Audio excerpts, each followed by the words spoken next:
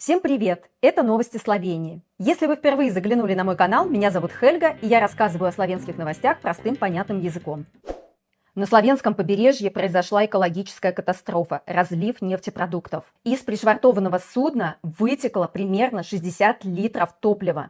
Между прочим, ценного по нынешним временам дизельного топлива. Популярные пляжи в Портороже срочно пришлось закрыть. Все экстренные службы были брошены на устранение последствий разлива. Сейчас ситуация нормализовалась, купаться снова можно. Власти признают, Порторожский залив чудом избежал более серьезной экологической катастрофы. Повезло, что сейчас дефицит дизеля, и его не было в достаточном объеме в баках судна. Жителей маленького словенского поселка Моравче испугали громкие выстрелы. Оказалось, мужчина с ружьем неожиданно пришел в дом своей бывшей супруги и с порога выстрелил в нее несколько раз. На место срочно прибыла полиция, скорая помощь и словенское подразделение спецназа. Женщину в тяжелейшем состоянии на вертолете доставили в Люблянскую больницу. Мужчина после нападения скрылся в доме. Несколько часов полиция держала в оцеплении целый район.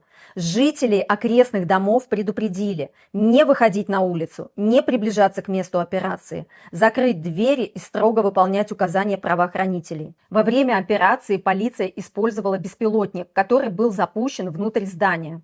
С помощью беспилотника выяснили, что мужчина уже мертв. Но главным вопросом этой трагедии стало не только само нападение, а то, что женщина уже в ноябре прошлого года сообщала в полицию об угрозах.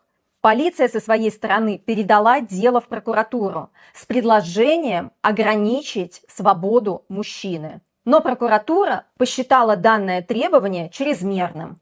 В итоге, буквально через полгода, мужчина воплотил свои угрозы в жизнь.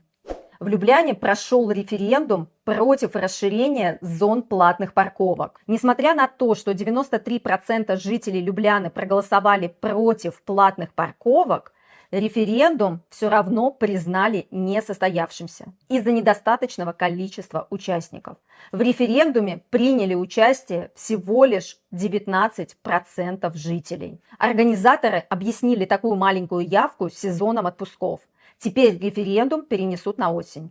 В ноябре по всей Словении пройдут локальные выборы. И в Любляне начинается ожесточенная борьба за пост мэра.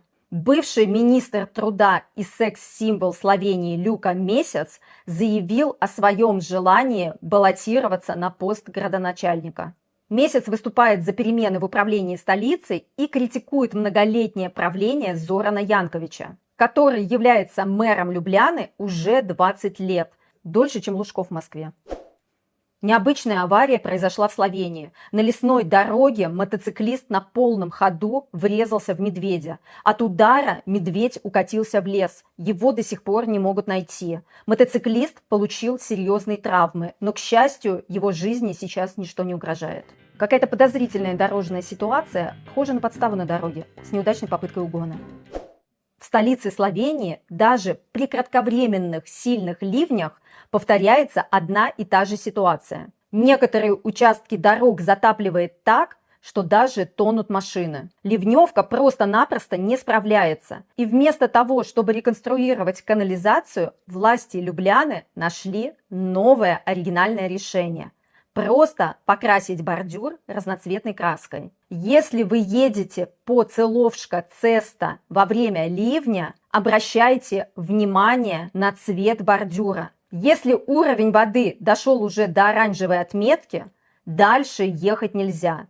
Непонятно, будет ли видна разметка в сильный ливень. В общем, если вода уже по шею, то плывите. Ранее власти уже пытались реконструировать ливневку и потратили на ее ремонт 2,5 миллиона евро. Но, как показали последние ливни, ничего не поменялось. Друзья, а если вы планируете переезжать в Словению и вам необходима помощь в оформлении документов и помощь в поиске жилья, смело пишите в личку моего телеграма. И в конце традиционно новости погоды от Алисы. Алиса, какая погода будет в Любляне в понедельник? В Любляне в понедельник будет от плюс 16 до плюс 25. Облачно с прояснениями, без осадков. Спасибо, Алиса. Это как лайк, только лучше. Друзья, на этом мои новости подошли к концу. Не забывайте, пожалуйста, ставить лайки, подписываться на канал и делиться своим ценным мнением в комментариях. Пока-пока, до новых встреч!